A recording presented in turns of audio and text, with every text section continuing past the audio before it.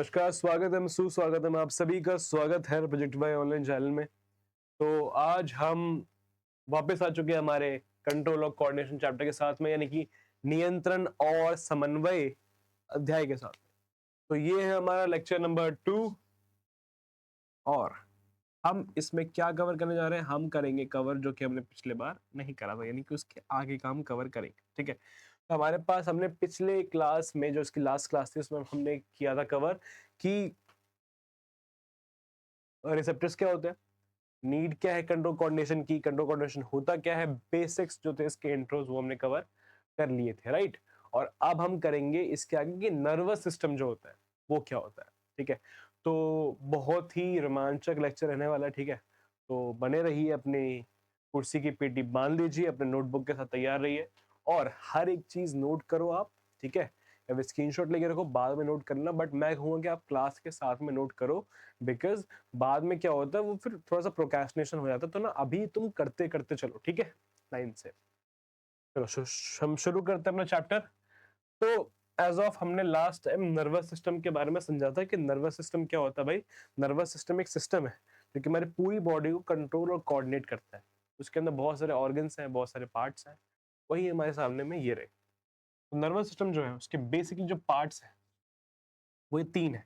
पहला हमारा ब्रेन, यानी कि मस्तिष्क। ठीक है, हमारा हेड क्वार्टर जो है हमारे पूरी बॉडी का वो यही तो है भाई। हेड क्वार्टर है ना हमारी बॉडी का, कमांडर है कि ये बोलेगा सैनिकों आगे बढ़ो तो हम आगे बढ़ेंगे, सेम वैसे ही। और दूसरा हमारे पास में स्पाइनल कॉर्ड, यानी कि मेरु रज्जु।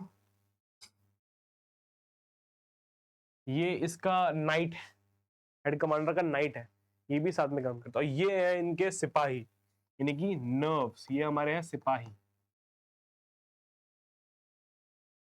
ठीक है, तंत्रिका है। देखो, तो ये हमारा हो गया राजा, ये उसका मंत्री, महामंत्री, और ये उनके सारे सारे सिपाही। ठीक है, तो ये सब के सब क्या करते हैं, ये तीनों आपस में मिलके कोऑर्डिनेट करके पूरी की पूरी बॉडी को कंट्रोल करते हैं। ठीक है, और कोऑर्डिनेट भी करवाते हैं, हर एक जो हमारे बॉडी में होने वाली एक्टिविटीज है उन सभी को कंट्रोल करते हैं, और यही है हमारे मेन नर्वस सिस्टम के पार्ट्स। ठीक है, अब हम पढ़ेंगे इनके बारे में थोड़ा सा ब्रीफली।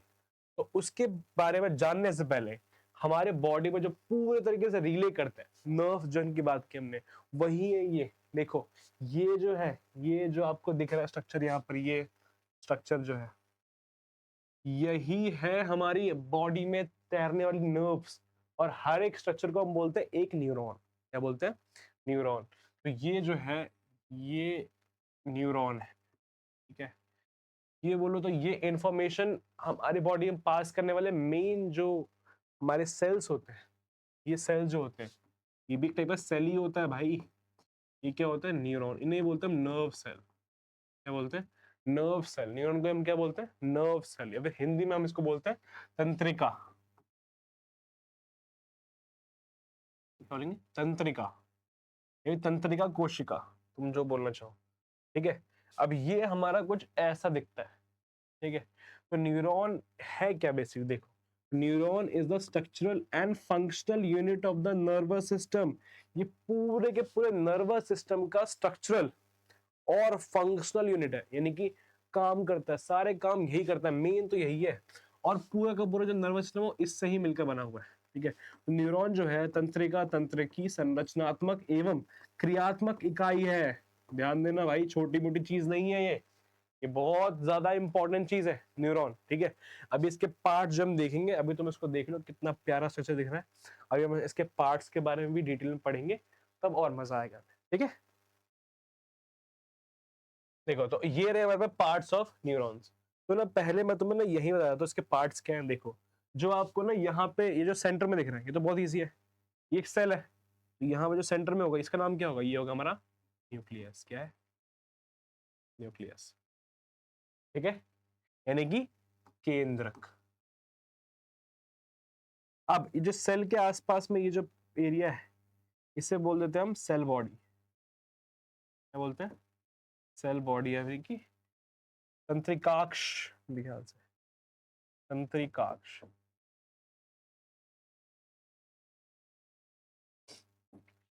अब इसके बास में ये जो बाहर में निकल रहे हैं ऐसे डंडियों जैसे, ऐसे इसके ना पंजे हैं, इसके पंजे हैं, इसको बोलते हैं हम डेंड्राइट या फिर द्रुमिका।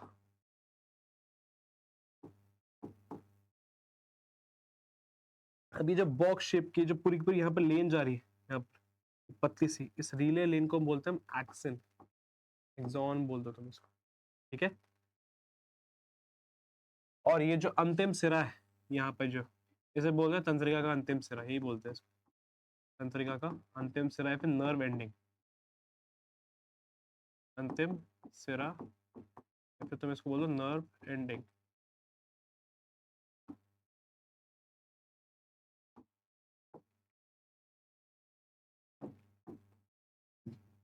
ठीक है, तो ये हमारे पास में होगा इसके पार्ट्स। अब हर एक पार्ट को देखते हैं भाई ध्यान से। पहला हमारे पास में है डेंड्राइट। क्या है? डेंड्राइट। ये जो यहाँ पर निकले हुए पंजों की तरह, इसको हिंदी में बोलेंगे हम द्रुमिका बोलते हैं, द्रुमिका। ठीक है, तो इनका काम क्या होता है, ये इंफॉर्मेशन को अक्वायर करते हैं, जो भी हमारे जो भी आगे से इंफॉर्मेशन आएगी उसको ये अक्वायर करेंगे। अब जो इंफॉर्मेशन रिले हो रही है वो कहीं ना कहीं से तो आ रही होगी, है ना, तो वो आ जहां से रही है वो लेके कौन आएगा, वो लेके आएंगे यही हमारे पास, अक्वायर करेंगे वहां से और फिर हमारे पास में पहुंचाएंगे।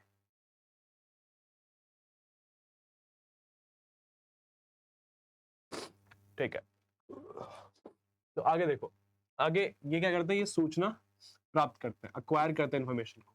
दूसरा सेल बॉडी, या इसी को बोलते तुम यहाँ पे हमने क्या बोलते हैं उसको, तंत्रिका नहीं, तंत्रिकाक्ष नहीं, इसको सेल बॉडी है ना। अरे यार क्या हो गया, 1 सेकेंड।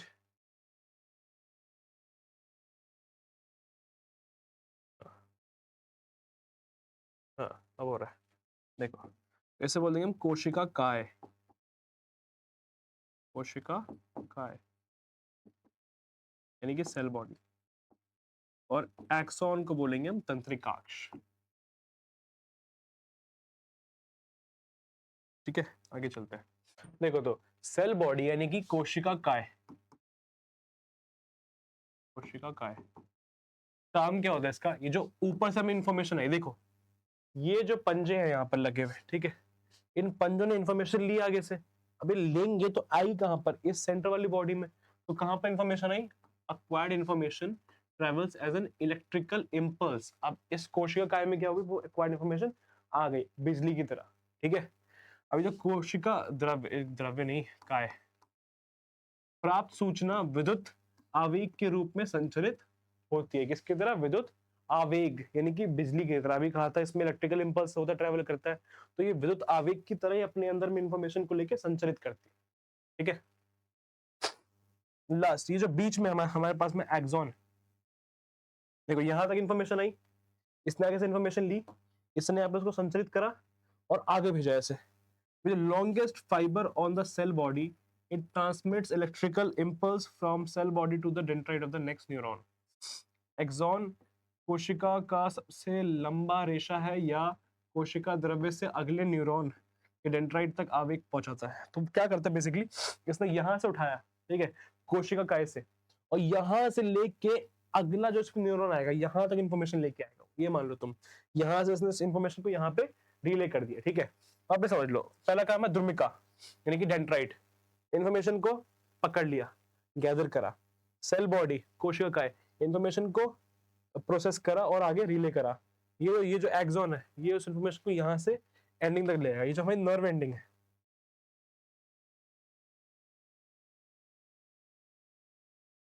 यहाँ पे होते हैं न्यूरोट्रांसमीटर्स, बुक्स में इतना मेंशन नहीं होगा इसके बारे में, होगा तो बहुत अच्छी चीज है। ये बेसिकली होता है कि ना यहाँ पे एंड में ना ये जो इलेक्ट्रिकल इंपल्स है ये केमिकल इंपल्स में चेंज हो जाता है। ठीक है, मतलब ना यहाँ पर ये जो एंड में इंपल्स है इसको ना केमिकल में चेंज कर देते हैं और ना केमिकल्स बाहर निकलते हैं, वो केमिकल्स ही अगला डेंड्राइट कैप्चर करता है, देन उसको फ्लो करवाता है इलेक्ट्रिसिटी की तरह। तो ये होता है इसमें प्रोसेस, अभी सिनाप्स पढ़ेंगे तब मालूम पड़ेगा आपको। ठीक है, तो ये देखो क्या इतना आपको समझ में आया कि पार्ट्स क्या क्या है इसके अंदर में। पहला पार्ट द्रुमिका इंफॉर्मेशन को पकड़ना, दूसरा सेल बॉडी, इंफॉर्मेशन को प्रोसेस करना और आगे ट्रैवल करवाना। एक्सॉन लंबा रेशा है, लॉन्गेस्ट फाइबर है, उसको ट्रैवल करवाएगा, तंत्रिकाक्ष बोलते हैं इसको, ठीक है।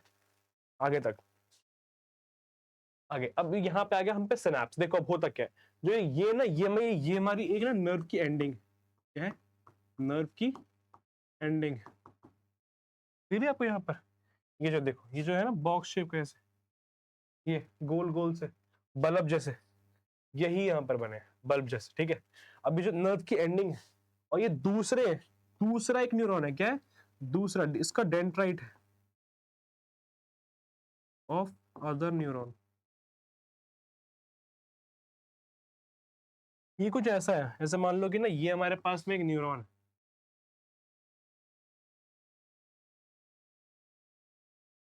ठीक है, ये डेंड्राइट है,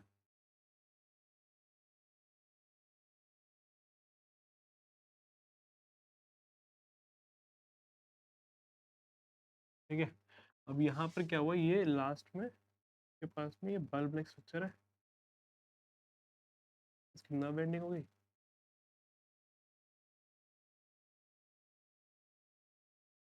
ठीक है। अब इसी के बाद में क्या होगा, एक और न्यूरॉन होगा यहाँ,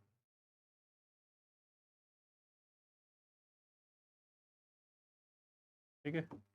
अब क्या होगा, एक और न्यूरॉन होगा, जो कि क्या करेगा, जैसे यहाँ पे इंफॉर्मेशन आएगी नर्व एंडिंग पे, ठीक है, ये इस इंफॉर्मेशन को इसके जो डेंड्राइट दिख रहा है, जो डेंड्राइट है इसमें ट्रांसफर कर देगा। यही इसी को बोलते हैं, ये जो क्लोज गैप है ना, ये जो गैप है, क्लोज गैप, इस गैप को हम बोलते हैं सिनेप्स, या फिर अंतग्रथन बोलते हैं हिंदी में। देखो, synapse is the gap between the nerve ending of one neuron and the dendrite of another neuron। ये नर्व एंडिंग है किसी एक न्यूरॉन की, और एक किसी दूसरे न्यूरॉन का डेंड्राइट है, ये तो इन दोनों के जो बीच का गैप है, उस गैप को हम बोलते हैं सिनेप्स, ठीक है। Here electrical signals is converted into chemical signals for onward। अब यहाँ पर क्या देखो, यहाँ पे आई बिजली वाला सिग्नल, यहाँ पे उन्होंने कन्वर्ट कर दिया केमिकल्स में, देखा आपको, ये छोटे छोटे ये है, इन छोटे छोटे केमिकल्स को हम बोलते हैं न्यूरोट्रांसमीटर्स। क्या बोलते हैं, न्यूरो ट्रांसमीटर्स। अभी जो न्यूरो ट्रांसमीटर्स है, ये आगे जाएंगे, देखो यहाँ पे ये बाहर निकल गए, ये रिलीज हो गए, क्या होगा, यहाँ पर ये बाहर रिलीज हो गए। अब जो इसके डेंड्राइट है, डेंड्राइट में ना यहाँ पर प्रेजेंट होते हैं रिसेप्टर्स। क्या होता है, रिसेप्टर्स।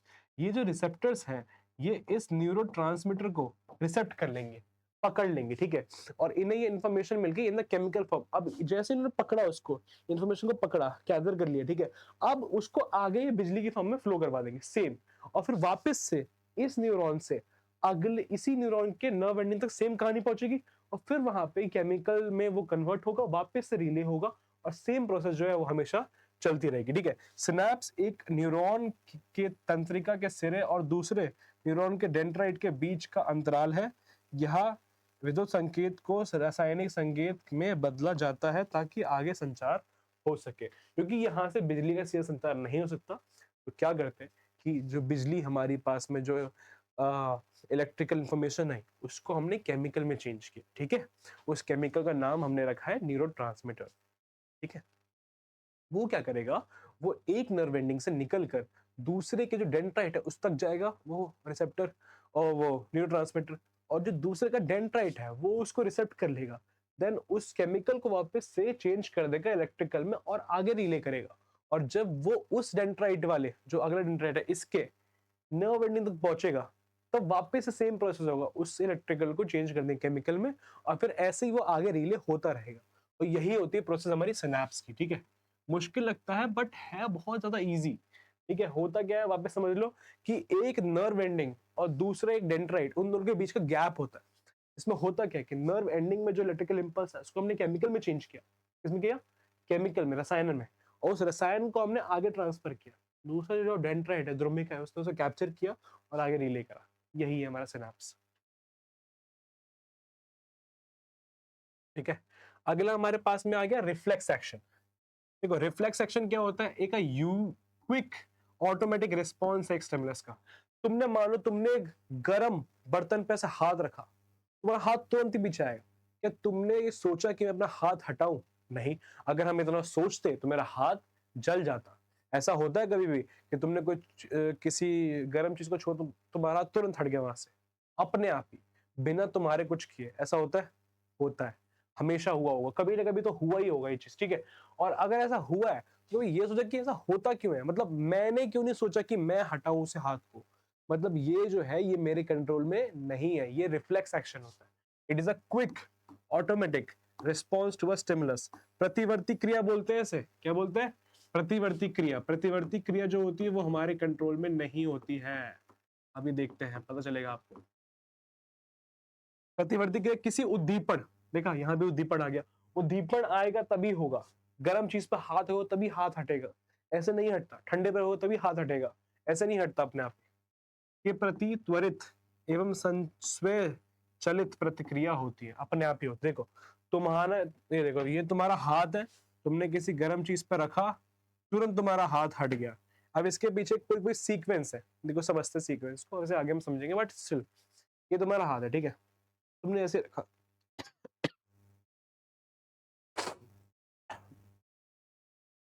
तो क्या हुआ कि जो तुम्हारा रिसेप्टर है उसने रिसेप्ट किया हीट को। अब यहाँ पे होते हैं न्यूरॉन्स। कौन से न्यूरॉन? Sensory neuron. क्या होता है? Sensory neuron. पीला कलर का, क्या नाम है इसका? Sensory neuron. इसने उस इंफॉर्मेशन को सेंस करा और तुरंत भेजा कहां पर? तुम्हारे स्पाइनल कॉर्ड पे। अब ध्यान देना, रिफ्लेक्स एक्शन में ब्रेन नॉट इन्वॉल्व, इसमें ब्रेन इन्वॉल्व नहीं होता। कौन होता है? इसमें होता है स्पाइनल कॉर्ड इन्वॉल्व। कौन होता है भाई? स्पाइनल कॉर्ड, यानी कि मेरु रज्जु होती है इसमें इन्वॉल्व। मेरु रज्जु इसमें इन्वॉल्व है। तो हुआ क्या, तुमने हाथ रखा किस चीज पे? गरम पर। तुम्हारे हाथ में जो सेंसरी न्यूरॉन है उसने उस इंफॉर्मेशन को पकड़ा, तुरंत भेजा कहां पर? स्पाइनल कॉर्ड पर। वहां पे वो इंफॉर्मेशन रिले हुई, तुरंत ही वहां से एक मोटर न्यूरॉन, कौन सी न्यूरॉन? मोटर, जो एक्शन करती है, वो आई और इस मसल को बोला भाई गरम है, हाथ हटा, तुरंत हटा।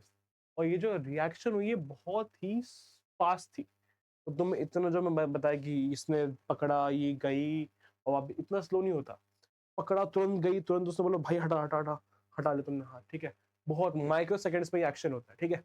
तो ये जो हमने पुल करा, इसमें तीन चीजें इन्वॉल्व थी, है क्या?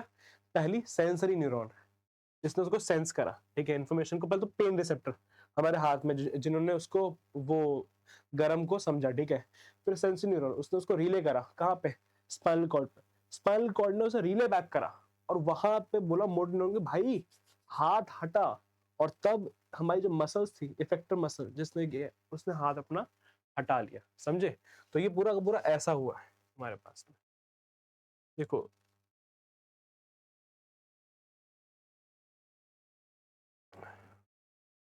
हाँ, रिस्पॉन्स इसे वो और समझ, देख लो कि ना ये हमारा जो हाथ है, ठीक है, मैं तुम्हें ना इसका आर्क, हमारे पास में आर्क का दिया हुआ टेबल यहाँ पर बनाया हुआ है, नहीं बनाया हुआ है, रिफ्लेक्स आर्क में लिख देता हूँ, रिफ्लेक्स आर्क,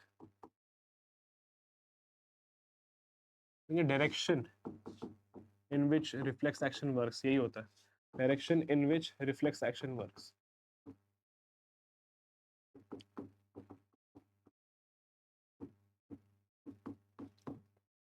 ठीक है, इसे बोलते हैं रिफ्लेक्स आर्क। देखो हुआ क्या, पहले तुम्हारे पास में एक स्टिमुलस, क्या आया? स्टिमुलस, ठीक है, इसे किसने कैप्चर करा? Pain receptor. फिर सेंसरी न्यूरॉन ने उस इंफॉर्मेशन को आगे रिले करा, कहाँ पहुंची इंफॉर्मेशन? स्पाइनल कॉर्ड में। कहाँ पहुंची? स्पाइनल कॉर्ड में। स्पाइनल कॉर्ड ने क्या किया? भेजा किसको?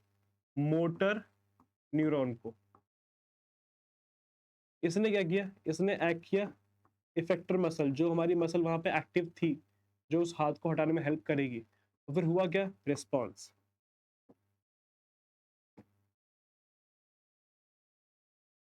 ठीक है, तो ये जो पूरा का पूरा प्रोसेस है, स्टिमुलस आया, फिर रिसेप्टर ने उसको पकड़ा, सेंसर न्यूरॉन ने उस को रिले करा, स्पाइनल कॉर्ड ने उस चीज को समझा और उसने बोला भाई मोटर न्यूरॉन को, ठीक है, तो वापस कौन आया, मोटर न्यूरॉन, ध्यान देना, sensory neuron, sensory neuron information gather करता है एंड ट्रांसफर कर दिया उसने आगे जाकर, ठीक है।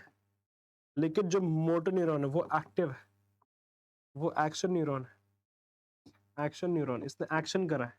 इसने क्या किया, देखो सेंसर न्यूरॉन ने जो पेन रिसेप्टर्स से उस पर इंफॉर्मेशन आई, हाथ से जो उस पर इंफॉर्मेशन आई कि भाई गर्म है, उसने उस इंफॉर्मेशन को रिले करा स्पाइनल कॉर्ड पर स्पाइनल कॉर्ड ने भेजा किसे, मोटर न्यूरॉन को, कि भाई जा रैक्ट कर। वो आया, उसने इस मसल को बोला कि भाई गर्म लग रहा है, हाथ हटा, तब इसने हाथ हटा। ये जो पूरी चाप बनी हुई है, जो ऐसे एक्शन में क्लॉकवाइज बनी हुई ना, ये इस पूरे आर्क को बोलते हैं हम रिफ्लेक्स आर्क। इसे लिखना है अपनी कॉपी में, लिख लो, बहुत काम का है, ठीक है।